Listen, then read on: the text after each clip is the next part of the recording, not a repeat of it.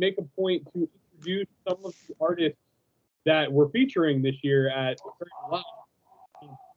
The readers are up until a few weeks ago, our website was very bare bones, and I kind of redesigned and worked on that stuff for getting some more out there about what's going on. And so really one of the focuses I wanted to is have some interviews, both some written ones and then, some videos, some audio. And I was excited that you guys were up for a Skype because that gives us, kind of our first opportunity to have an audio interview where people can actually see the faces, some of the ones I'll see on screen and some that are, behind the screen. So why don't we first start with who you guys are and what you do in the film or with the film. Maimuna goes first, of course.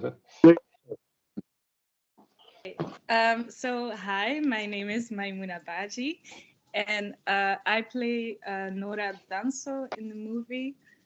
Nora is a girl who is trying to be a very good student. No, she's not trying. She is a very good student.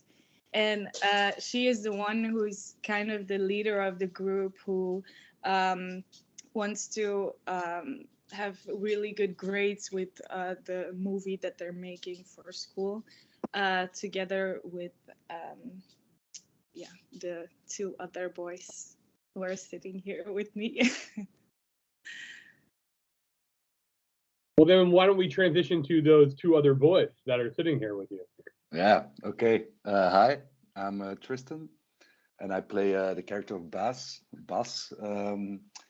He's one of the students as well, and he's, I think he's not as good of a student as Maimuna or as Nora, but he tries as well, especially the assignment they got this time, making a documentary. But I think he mostly does it because he has a little bit of a crush on Nora, and that's mostly why he's doing as much as he can to spend time with her and doing this assignment. So yeah. So hi, I'm Charles, and I play Milan Avond in the movie. And I guess out of the three, Milan might just be the worst student of them all. The only reason he's with that group is because he knows that Nora is going to do everything to get the best grades possible, and that Bas is just going to do everything she says. So they kind of work together great to get good points, good grades, and that works great for Milan because he doesn't have to do anything at all to get the assignment done. So that's why I'm in that group. Don't really have any prior connection to the other two in terms of friends-wise at the school, but I know they're the best students, so I know they're the ones I gotta get with to nail the assignment we have. Well, then I guess Thomas, how are you involved? Obviously, pretty darn involved. So, what's your role? Yeah, I'm not the best actor, so I chose another thing to do. So I wrote the story basically, and I co-directed it with Jordi. I wrote the story I think about 2.5 years ago. I was intrigued by the subject of witchcraft and witchery, and then the role of the executioner. It all started basically with the main idea: what if an executioner who is allowed to choose who he tortures or who he executes, but what if he found somebody, or what if his own daughter or somebody he knows ends up on his torture chamber and he has to do his job on her? What would it do with you? And then I started like reading a lot of papers and books around it, and I studied history, so I all put that all together, and then this story actually evolved out of it, and I wrote it, and then I pitched to a couple of friends, and Jordi, I know him from his podcast. He has it's called Klokslag 12. It's like midnight in English. He has a horror podcast. I used to have a podcast like 4 or 5 years ago, and that's how we ever met. And I listened to his podcast. And because he studied film and I didn't, I really wanted to go for it, but I didn't have the experience of the onset experience. So I tried. I said I don't want to do it myself, or I wasn't really sure if I could do it myself. So I pitched to him. And he was interested, and we pitched the story a little up and forward, and then we went for it. But in Flanders, when you want to make a movie, it's totally different than, for example, in the US. When in the US you make a movie, there's a big chance you can make a profit. Not a big chance, but it's commercial. It's a product. But in Belgium or in Flanders, it's totally not, because our market is very small. When a movie is Dutch spoken, and the Netherlands, they also speak kind of Dutch, but even our movies aren't shown there, and their movies aren't really shown here. So your total market is like 6 million people, and a big part of that doesn't really watch movies that often, maybe. So all movies here are not commercial. All movies make a loss, every movie, and they all get subsidized by the government, and otherwise it's not possible to make a profit. So we have one organization who says yes or no to make a movie. You have to pitch it to them, and horror is not their favorite genre. And it's also a long project. Even if you have the best idea, it still takes 2 or 3 years before you can even get the money. And I don't have patience, so I said I just want to do it. So we did it with a very small budget, but everybody was really enthusiastic to do it, and I loved the vibe to make this project together, and that's how the movie came along. So obviously, one of the things that is beneficial when you're making a found footage movie is it does help keep that budget down sometimes. But I was curious if that was always the plan. Was it always supposed to be a found footage movie, or did it become a found footage movie because of the budget? I guess I'll take this one. From the beginning it was. I'm a fan of the genre. I like found footage movie. They're great ones, but they're also awful ones. There are not that many between. And I really want to do that. But when I started writing the movie, it was always the idea to do it without, it's called the BAFF. That's the government thing that gives the money. Do it without them. So from the beginning, it was, let's make found footage. Let's not have too many characters, not too many helicopters exploding in the air and stuff like that, just to keep the budget a little bit limited. So it was from the beginning the idea to do a found footage movie. And it was very nice because everybody did audition, like the 3 heroes present here. When you asked, do you like a lot of found footage movies? Everybody gave the exact same example. Yes, it's like that. So it's a genre that is very popular because of the Blair Witch Project. That's the movie also when we now got interviews from newspapers or so, everybody keeps coming back to the Blair Witch Project. So it's a genre that is known, but it's not that known because they all give the same example of movie all the time. I'm not surprised to know that it was written to be a found footage movie because it worked as a found footage movie. As you know, some found footage movies that go that route just because of budget have to try to rewrite to make it found footage, and it doesn't always work right. In this particular example, especially, with it being a school project, it was very clearly worked, and it. I don't know if it would have worked if it wasn't. Honestly, it really feels like that's an important part. Talking to the actors here, what exactly drew you to this project, and what were kind of your favorite things about doing this project? I will start. Yeah, what drew me to this project was, first of all, Thomas and Jordi's enthusiasm. When they pitched the story, I kind of immediately felt like, yeah, I want to be a part of this, just because they were so enthusiastic. And second of all, as an actor, you don't get the chance that often to do something like this in a horror movie in the first place. But for me, especially working for the most part of the film behind the camera, so that was really interesting for me because I got to be part of the acting crew, but as well as I felt a very special connection to the DOP, because we kind of had to work as one, because he was shooting while I was acting, and we kind of had to move like one as well. So that was very interesting for me to experience.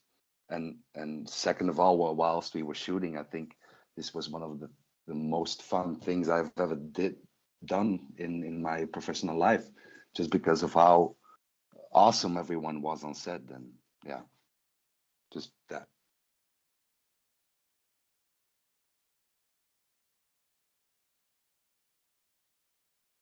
Okay, so I'll go. Shut up. What drew me to the movie is exactly just like Tristan said, the enthusiasm of Thomas and Jordi was crazy. Like, I remember coming inside with my audition, and they were like, okay, yeah, so he's a chair and you can just relax and do it like this and do it like that. And I was just like, oh, I like these guys already. I hope they choose me. And what I liked to do the most, I think, in the movie was the ending.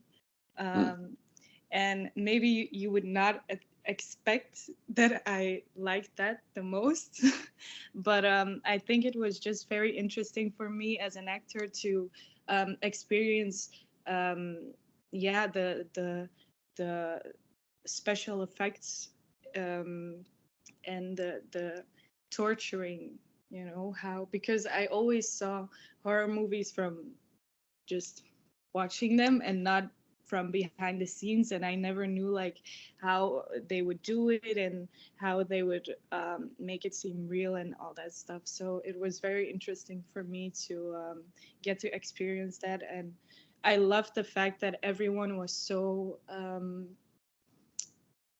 warm on set and very helpful to each other, and also always making sure that I was comfortable with everything that was happening, because there are a lot of scenes that are yeah yeah but I felt really good the whole time, and everyone was so sweet, and yeah, I would do it again 1,000 times because I really love to be on that set. So yeah.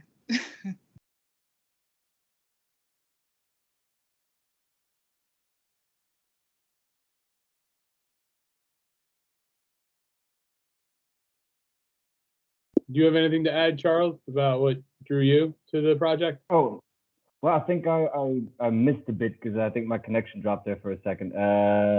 What was the question? How the set was, the experience? What drew you to the project? Yep. Oh yeah. So a couple of things actually. First of all, horror. I love horror. My first feature film I did was also a horror project, so I had a bit of a connection with that as well. But mainly, apart from the genre in itself, was the subgenre. Of course, the found footage aspect, which is my favorite horror movie growing up was The Blair Witch Project, which is probably the most quoted movie next to this one. So of course, give horror plus that aspect, and was very much drawn to that. And what kept me on, of course, was, I guess, in the same sense what Maimuna said, was the set experience. There's a big difference between a funded project where there's all the money in the world to just get the job done professionally, come to work, go back to work in the evening, and that's it. And this one, where it really was a passion project, where everyone involved knew that this rides on the passion and the drive of all the people involved in it. And I think, in my personal opinion, those are the most fun to be on, because you know everyone there is there for one thing, and that's making the best possible picture with any means necessary. And that was really great to be a part of. So, remind me, where has this film played so far? Have you had other audiences get to check it out, and what kind of responses have you gotten? I think so far it's been a couple in Belgium and in the south of America, right? In Uruguay and in Argentina and Ireland as well, I think. Yeah, I think Thomas is the one to answer this one. Yeah, probably. It's almost correct. So our world premiere was at the Razor Wheel Film Festival. That's a genre film festival in Belgium. And then we played in Belgium, I think, now 22 times, which is much and it's not much, but it's much, looking that we don't have a professional distributor because you did the route I talked about earlier. So we had to really contact all the different venues and try to pitch our movie. And because Flanders, just like the rest of the world, stocked up all his movies for this period for 2 years, there was a lot of other competitors for these time slots. And then we, like Charles said, we played in Argentina, in Peru, I think. We're also gonna play in, or we're gonna in Peru, but we didn't mention that yet. So we're also playing in Peru. We're gonna share that tomorrow. We played in Uruguay and we played in Ireland recently, where we won 3 awards. One of them is Maimuna, well deserved, Best Actress. And then we're really looking forward to our US debut with Buried Alive. So that's so far. But there are a lot of festivals coming up, and we're getting good response lately. So we're looking forward. And then next year we're going a couple more Belgium releases, and then we're going for the DVD and Blu-ray release and the video on demand release on one of the biggest Belgium distributors around. Oh, cool. So you have some distribution locally, not globally yet, but locally you have a place that you're going to be releasing. That's great. Yeah, to make the movie, you need money. We didn't have the big one, which I'm going to stop mentioning. We didn't have that, so we pre-sold the movie to Proximus. It's like Vodafone or something like that, or HBO, let's call it. And they bought the movie before it was even made, and that was a big part of the budget to make it. We pitched to you have 2 big television distributors in Belgium, and we pitched it to both of them. They both wanted it, but this one gave a little bit more money. So it was a deal before the movie was made. And then we now found a distributor based on the screener who's going to do it for globally, distribute the movie, not in Belgium because the rights are sold for the next 2 years. But after that, it's going to do Belgium, and the next 8 years, it's going to do global. So we're going to try to get it maybe on Shudder, or I don't know what, Netflix and Amazon and all the things. We'll see. I'm hoping, obviously locally down in Atlanta, there's going to be, all the people coming out to see it. So hopefully they all spread the message. And while we don't do the online festival thing, we do have press from all over who cover the festival still. So hopefully they'll get to spread the joy as well. Although maybe joy is not the right word. When we think about the ending that we talked about briefly, but I don't want to give anything away. So I want to just jump back a little bit. You had mentioned that you're a historian. You're like a history buff, Thomas. So it obviously history played a big role in the story here. What kind of research did you have to do to kind of get the idea of what an executioner really did? Because it felt authentic. I don't know if it was, because I wasn't allowed in the 17th century, but it felt authentic to me. I'm just curious. Yeah, it was very important to us to make it authentic. Like everything in the movie, almost everything is authentic. Like until a certain part, like all the rituals, all the attributes, all the scenery, the locations, they're all real. When you enter the city where it takes place, the city where I live, when you go around, all the locations that we show, everything really happened there like that. And that was like a big pitch to everybody, which we liked ourselves. So we did the research, old books and stuff like that. Because I really like when you make a Flemish movie that you don't make an American movie in Flanders, which you can obviously do. You just take a police setting and you change it to another city. But now it's really a Flemish story or European story, at least, with witchcraft and with executioner. I don't say there was also witchcraft like in Salem in the US. It's also a story there. But we try to make it European in a way, or at least Belgium or Antwerp in a way that it's not just feels as an American, when you watch the movie, you see certain things that maybe are not a part of your history or how you would see it or look at it. And we thought it was nice to make a local movie in that way. And everything else is kind of real. Even the supernatural parts of that, they're all based on things that are really funded on something. We didn't invent it that much. Right. I mean, it definitely felt very European because there was even old America, Salem and stuff feels very European when in a lot of ways. So, because we're a relatively young nation out here, so we don't have as much of that kind of old ways. We kill people in the new ways. But no, so I just had to say, it definitely felt very, very cool. And the way there's without going too deep, there's a dual setting of the movie is brilliant. I really love the way that you transform from kind of one to another, and I won't explain more than that because I don't want to ruin this for anybody. But that said, jumping outside of the movie just briefly, for everybody here, what are some of your favorite movies in the genre? The movies that have really impacted you, and what about them impacted you? Just curious. Now I'm curious too.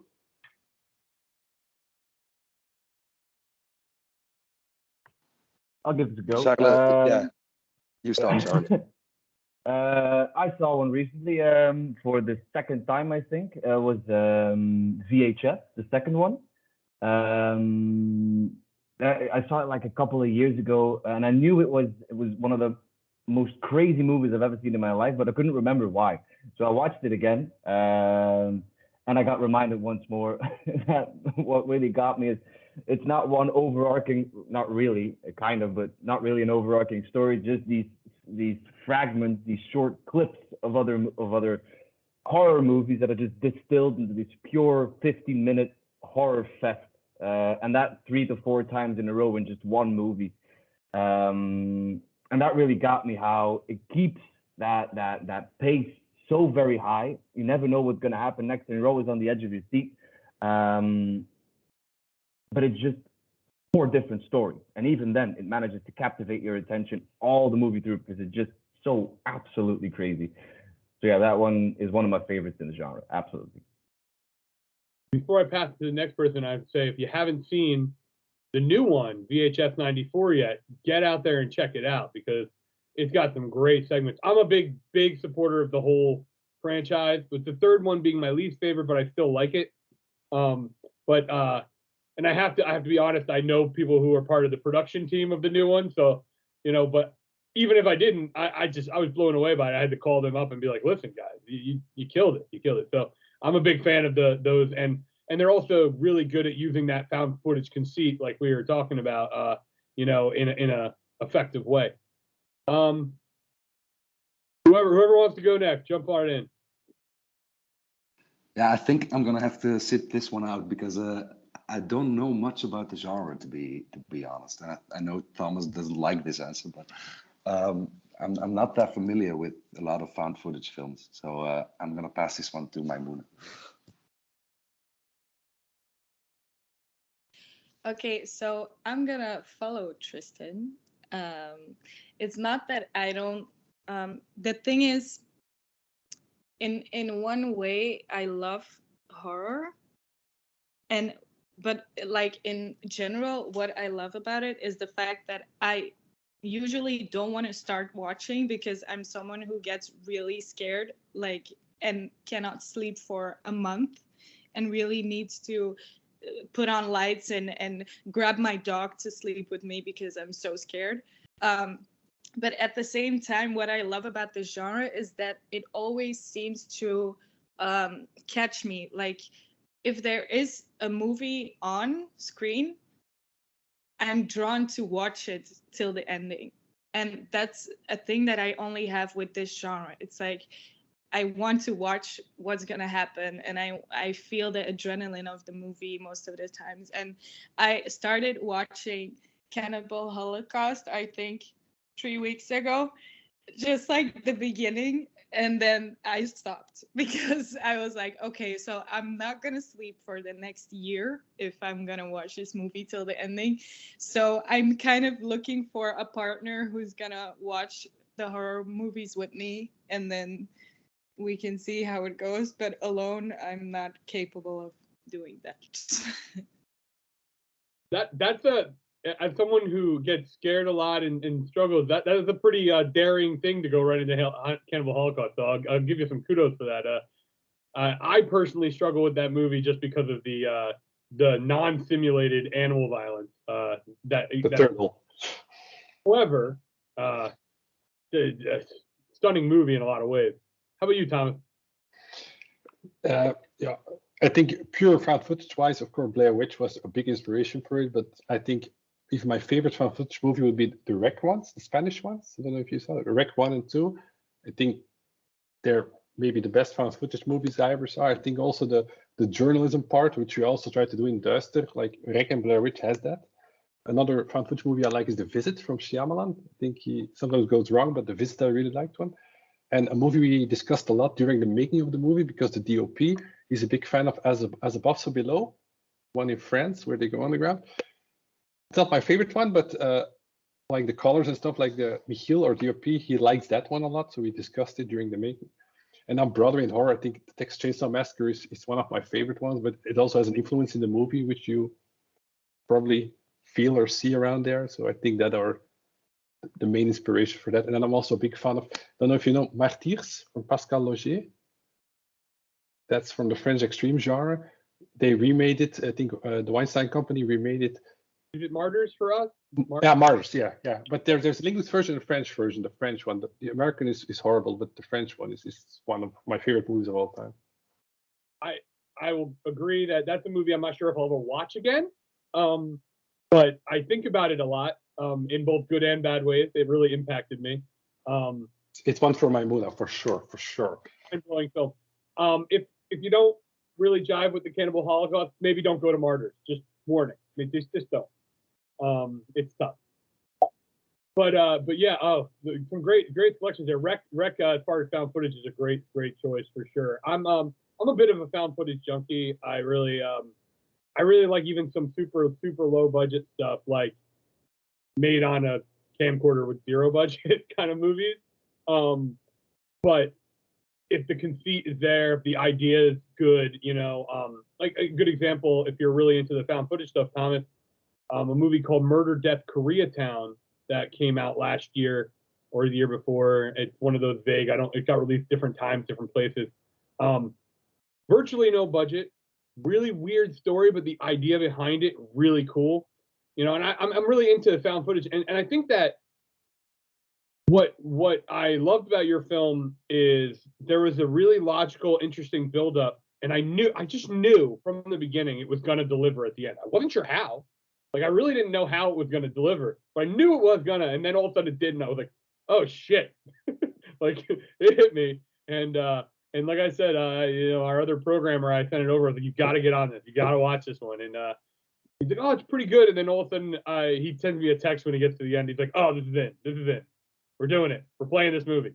And, it's just, it's great to see the variety of different, backgrounds you guys have, because some of you aren't really genre people, but you still made a great genre movie. And I think that's important because sometimes having influences from outside the horror genre is really important, because I think sometimes we're, as a horror crowd, a little insular, and we don't really watch these other movies out there. We're not going out to see the Paul Thomas Anderson stuff and the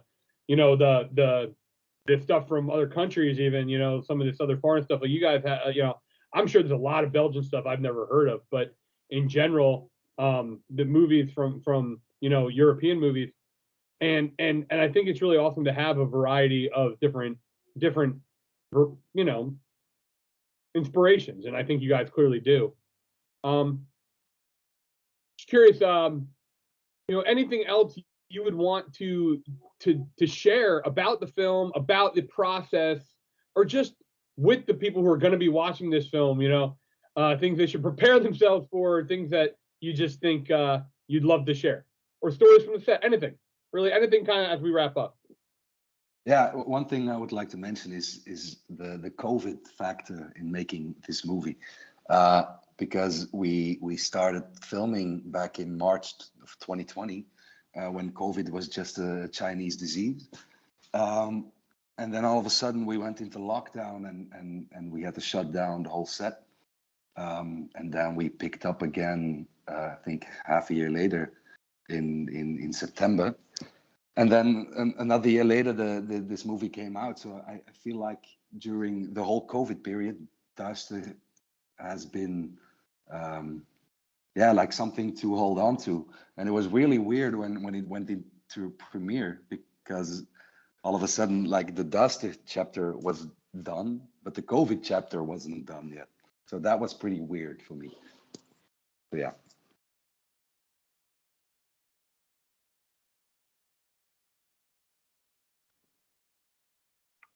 So I dropped out again.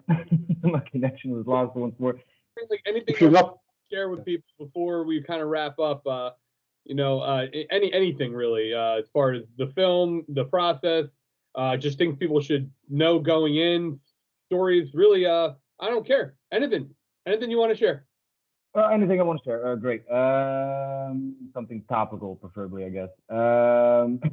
So yeah, this movie is, I think the best way to describe it, in my opinion, is it's an homage to, in my opinion, an homage to many different things, to the genre in itself, to a movie for a passion for lovemaking in and of itself, no matter the means.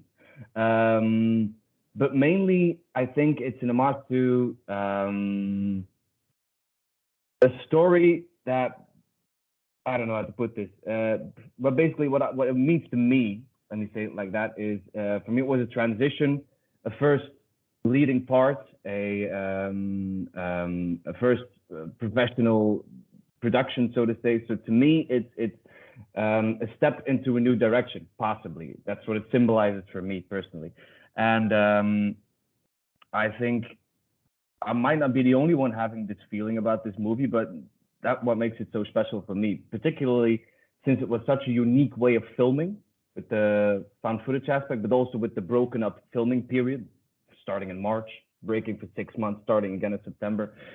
Really was quite a ride. Maybe to second with Tristan on that one, when it ended after a year and a half, it was a really weird feeling to know that it's done. We've seen it. It's filmed, it's recorded. Now everybody else gets to see it. But for us, our work is done, and that, yeah, all that combined is a never to forget experience. To keep your mind open and enjoy it, I'd say. Okay, so I just want to say something kind of funny. It was the reaction of my family to the movie, because my grandma doesn't want to see it. She's probably not gonna see it, because she's worse than I am in the horror genre. So I hope she's gonna watch it, but I don't want to force her to. But my mom came to the premiere with me, and she was holding my hand the whole time, and she was looking like every 5 minutes, like, okay, she's still here. Okay, no, it's fine, it's fine. And then looking again, okay, she's still here. Okay, and then at the ending, she was like really squeezing my hand, and then when the movie was finished, she was like quiet for 10 minutes and just looking in front of her, and then she was like, it was a good movie, but I'm really scared right now. So yeah, and the funny thing is, she said what was really interesting to me, she said, like, because I'm her daughter, it was not necessarily the images of me getting, I don't want to say too much, but not necessarily the images that scared her, but the sound of my voice, like the sound of my screaming, because as a mother, she links my screams to there's something wrong. So she said, when I heard your screaming, it was just like a heart attack that she had. So that was, yeah, very interesting reaction, because she never watches horror movies. So I think that that's also the last time that she's gonna watch a horror movie. But that's a good thing, because that means that it was a good movie. Otherwise, she wouldn't be scared. And so, yeah. Okay, thank you. I just want to take this moment to thank my entire crew and cast, and especially the three beautiful people here, but everybody, because like I said before, very small budget. Like, I think the catering budget of a feature movie in Belgium, that says a lot. We paid everybody, not much, I know, but we gave what we have. And we made a case of paying everybody, like even catering, everybody who did a small part, everybody got money, because we don't want to use people in that kind of way. But in another way, we use people kind of, because everybody did so long hours, sometimes 15 hours of working, and nothing was too much. Go again. We got favors from people, discounts from people. So I want to be thankful for everybody who shared this project. And I really felt like it was a project we did together. It was not my movie or Jordi's movie or someone else. It's our movie, it's our project. Otherwise, this wouldn't work. And I'm very grateful and thankful for that I had the opportunity to do that together, and to meet these wonderful people. I think, Charlotte, when you read the reviews on Letterboxd or stuff like that, everybody dislikes your character in the perfect way that they had to dislike it, so that the compliments are always mention your name. I think Tristan, he did a tough job of not being on the camera much, but with his voice, and when you do the choreography, which you of course can't see, but he's running behind the camera, behind the DOP the entire time, long takes, practicing where he has to stand. So that's not easy, and he did an awesome job. And then Maimouna, of course, she's the best actress in the world. There's no discussion, and I hope she will remember this when she wins her 5th Oscar in a couple of years. That it began here. So I'm very grateful for the entire crew and cast. Okay, so now I feel like we also need to thank Thomas and Jordi, because but for real, it's crazy, because this movie was so important to them, and it was like I think I can say it was like a baby for you, like your little baby that you created. And I think I can speak for the 3 of us when I say that we're very thankful that we could be a part of it, and also how you 2 work together and communicated with us. And also me personally, I'm very, very thankful for the way that they worked with me during the difficult scenes, and we talked a lot, and they always asked like, yeah, are you okay, and or is everything okay with you, are you comfortable? So I think we can ask for 2 better directors to do this movie. So thank you, Thomas and Jordi, we love you. Thank you guys for spending a little bit of time chatting with the readers of the website, the future festival goers.